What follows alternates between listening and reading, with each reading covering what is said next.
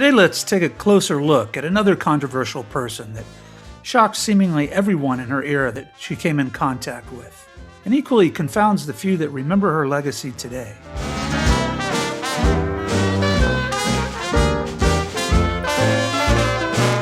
She lived during Victorian times, but was less a product of her age than a raging bull that challenged its strict conventions at every turn. To call her a reformer does not do her or that word justice. She was a radical in every sense of the word, and that's a better fitting term. Meet Victoria Woodhull, spiritualist, feminist, entrepreneur, suffragist, free love advocate, journalist, abolitionist, and yes, the first woman to throw her hat into the ring as candidate for President of the United States. And yes, it was an actual hat. Hello again, friends, and welcome to another episode of Lost and Unfound, where we tell the true tales of the formerly famous, the infamous, and the forgotten. I'm Terry Allen. Thanks for joining us.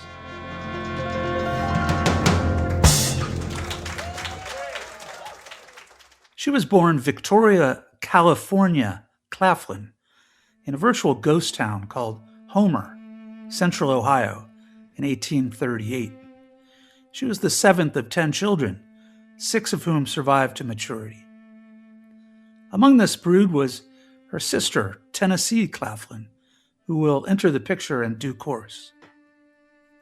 Hers was a hardscrabble upbringing, to say the least, as her mother was illiterate and her father, Buck Claflin, was basically a so-called snake oil salesman who traveled the nearby towns pitching elixirs to maladies that he clearly could not remedy. There are disputed claims amongst her biographers that Victoria was a victim of incest, but regardless of these claims, she was no doubt reared in a very brutal circumstance. Old Buck was later indicted for arson after burning the family's grist mill to the ground, and a vigilante crowd ran the family out of town. At the age of just 14, with just 3 years of formal education under her belt, she seems to have understood that the life to which she was born was a dead-end road. Through her father, she was introduced to a fellow quack, twice her age, named Dr. Canning Woodhull, though his medical qualifications are highly suspect, to say the least. Accounts differ as to whether she was willingly attracted to him or whether she was virtually abducted. Nevertheless, the two were married in November 1853, just 2 months past her 15th birthday. Unsurprisingly, the marriage was doomed from the beginning. The faux doctor was a drunk and a philanderer, and was known to be abusive to his teenage wife. Nevertheless, the unhappy couple sired 2 children, Byron, who was born with disabilities, and Zulu, which was later changed to Zula. After about 10 years of marriage, Victoria had had enough, and the couple divorced in 1864, which further marginalized her during an era where divorce was rare and divorcees, especially those with children, were largely shunned.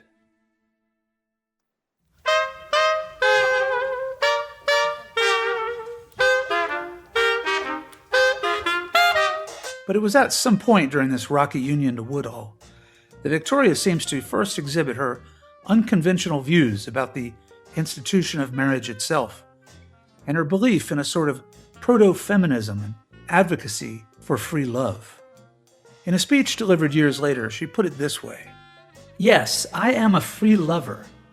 I have an inalienable constitutional and natural right to love whom I may, to love as long or as short a period as I can, to change that love every day if I please. And with that right, neither you nor any law you can frame have any right to interfere." Now, why these words would probably be interpreted as controversial or at least unconventional today, they would have been downright shocking then.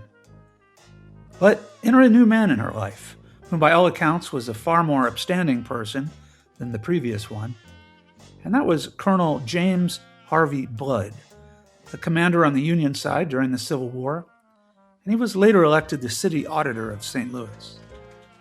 They met in that city where she had hung out her shingle as a, quote, spiritualistic physician.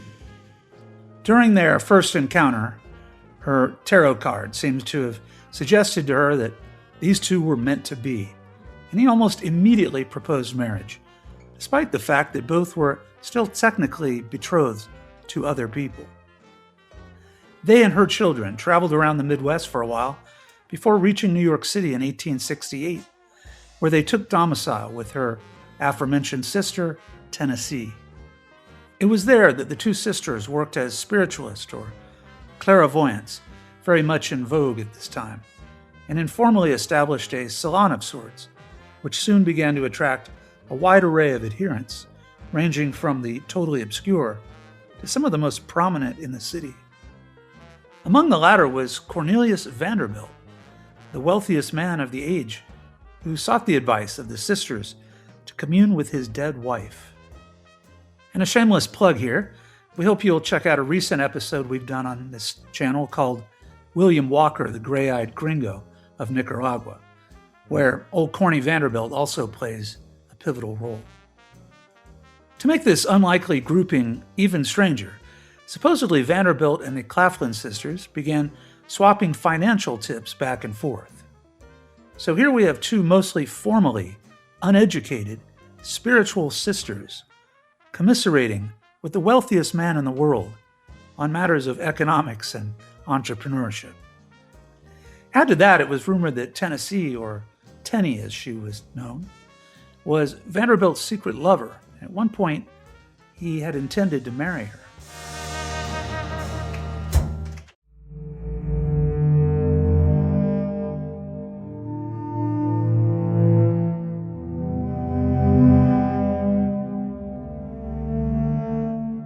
This connection with Vanderbilt led to arguably the first of many firsts that would define Victoria Woodhull for the remainder of her life.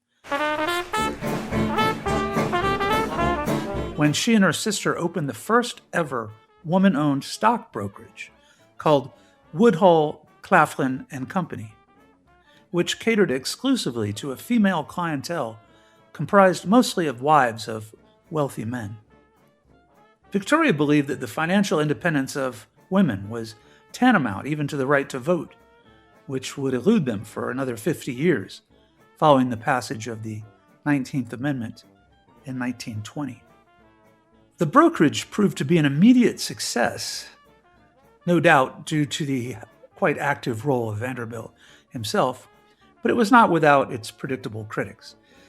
A New York Sun headline read, quote, "Petticoats among the bovine and ursine animals." That's a weird one. And another broadside, the New York Herald, dismissed the sisters as, quote, "the bewitching brokers." But Victoria and Tenny had the last laugh as they soon parlayed their newfound wealth into another new endeavor, which allowed Victoria to trumpet her bold and controversial views. This was the Woodhull and Claflin's Weekly, a newspaper that would reach a circulation of 20,000 at its apex over the next several years. Now, this periodical promoted and discussed everything we might have come to suspect from Victoria, including feminism, spiritualism, vegetarianism, free love, sex education, and on and on and on. Nothing was too taboo for its pages. It also served as the primary vehicle to tease her boldest move of all, that being her stated intention to run as a candidate for President of the United States. And more about this very shortly. It was also during these frenetic years of the early 1870s that she managed to spark other outrages that gained her ever larger notoriety and infamy. Though she had always wholeheartedly supported the suffragist cause, Woodhull became more strident and vocal on the issue during this period.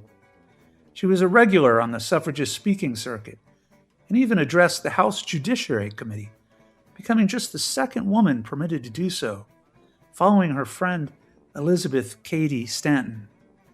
Some have suggested over the years that it was actually Woodhull who was the one to break this gender barrier, but further research suggests that it was actually Stanton who went first. Woodhull's contention was a legal one based on the 14th and 15th Amendments, which expanded and guaranteed universal suffrage to all. She contended that these amendments promised the vote to all American citizens of voting age, not just men. While many of the most prominent suffragists of the day, including Stanton and Susan B. Anthony, applauded the audacity of the argument, its merits on legal grounds were at best dubious.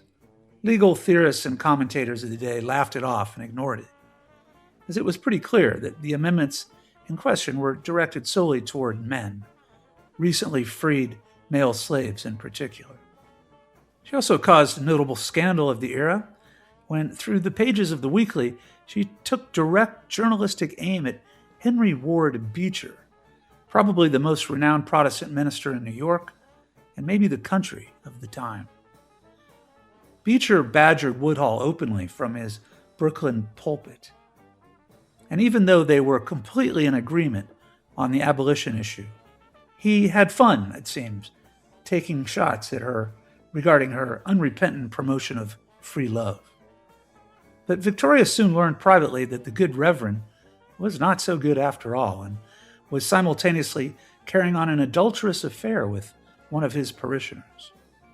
Well, in what was TMZ fodder of its day, I guess, the Weekly published a series of scathing articles aimed at Beecher, and the whole gossipy spectacle became required reading for a news-starved public.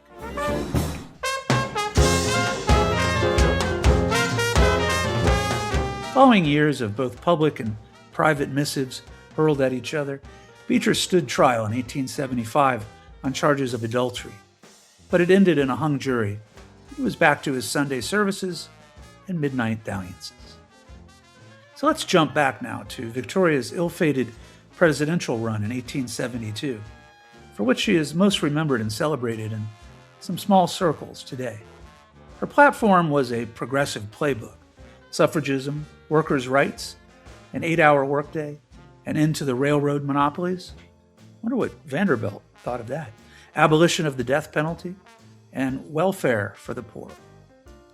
Though it is an historically notable footnote in American electoral history, and may have been a bold and brash attempt at gender equality, we have to be honest and call it what it was: laughable. She was nominated, insert air quotes by the way, by the Equal Rights Party, which she herself was the co-founder and surely the most eager and active member. Why laughable, you ask? Well, there are countless reasons, I suppose, but two very obvious ones. Number one, as we've alluded to, her candidacy came a full 50 years before women gained the right to vote in the United States. And two, she was 1 year shy of the 35-year-old threshold to run for President of the United States. Another anomaly was that the new party nominated the famed abolitionist Frederick Douglass as vice president. The curious part is that he claimed he initially was unaware of this, and upon hearing of it, very vocally announced his endorsement of Ulysses S. Grant, the eventual winner. To make this would-be presidential run even crazier is that on Election Day, she, Tenney, and Colonel Blood all found themselves in jail, having been arrested on obscenity charges for publications sent through the mails, though they were soon exonerated and freed. In the end, she was granted ballot status in, quote, a few states, but there seems no corroboration of exactly how many. Though it's suspected that she must have received some votes, none were officially counted and were discarded. So thus ended the first futile attempt of a woman to seek the American presidency. And though keep in mind that most folks out there probably think of just Clinton and Harris, in fact, over 50 women have reached presidential ballot status, most having run in recent decades on third-party tickets and not advancing beyond the primaries. And here's a really geeky trivia question for the audience. Who was the first woman to win a presidential electoral vote in American history? Hillary? Nope. Kamala? Nope. It was Toni Nathan of the Libertarian Party, exactly 100 years later in 1972. If you don't believe me, look it up. Despite the noteworthy debacle of 1872, the tireless Victoria, claiming to be destined by prophecy, would try and try again in both 1884 and 1892, but neither time was able to secure a nomination. By 1876, she seems to have tired of Colonel Blood, and she divorced him. He became despondent over this, and was known to have said, quote, "The grandest woman in the world went back on me." He would go on to strike it rich in the gold mines in Africa, where he would die 20 years later.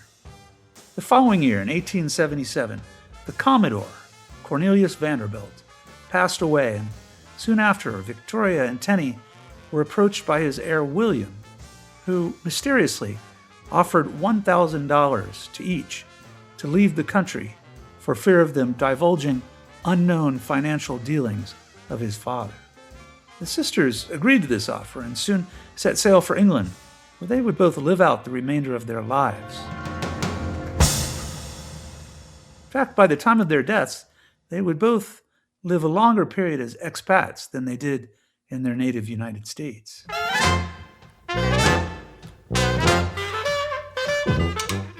Though Victoria never had trouble staying busy, her life in the mother country was less remarkable and less notable, and so there's just not as many things to say. But then again, how can one really compete with the first half of her life that we've already covered? So though she did remain active on many fronts, she was far more restrained than she had been at home. She remained committed to her pet progressive causes and gave frequent lectures and raised funds for the poor and the indigent, but otherwise steered clear of the limelight in her adopted homeland. In 1883, she married an Oxford-educated banker, statistician, and sportsman named John Biddulph Martin, who appears to be the total antithesis of her previous husbands and her previous life. He was a study in normalcy, it seems. He was also the brother of Sir Richard Martin, a Liberal Party MP. From 1892 to 1901, Woodhull, now going by the surname Martin, published the periodical The Humanitarian with her daughter Zula. Following her third husband's death from pneumonia, she and Zula moved to a country estate in Worcestershire, where the mother and daughter team, along with Tenny, built and administered a village school at a tiny place called Breddon's Norton. She also adopted motoring, which was almost unknown to everyone and totally unheard of for a woman in those days. And in the final of her many firsts, she is reputed to have been the first woman to drive a car in Hyde Park, London. Wild Victoria, California, Claflin Woodhull Martin died peacefully at her home in Worcestershire in 1927 at the ripe and full age of 88.